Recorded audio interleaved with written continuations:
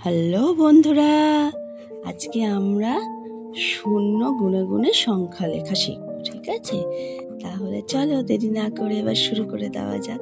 প্রথমে এটা কি? একটা শূন্য মানে এক, দুটো শূন্য মানে দুই, তিনটে শূন্য মানে তিন, চারটে শূন্য মানে চার, এখানে পাঁচটা শূন্য রয়েছে মানে পাঁচ, উপরে তিনটে নিচে তিনটে মানে ছটা শূন্য, ছয়।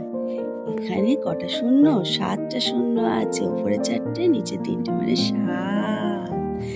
এখানে আটটা শূন্য রয়েছে, উপরে চারটে নিচে চারটে মানে আট। এখানে নটা শূন্য, উপরে পাঁচটা নিচে চারটে মানে নয়।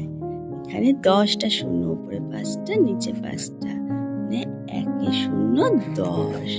তাই তো বন্ধুরা, তাহলে পরের দিন থাকছে তোমাদের জন্য একটা নতুন ভিডিও। আজকের মতো তবে টাটা।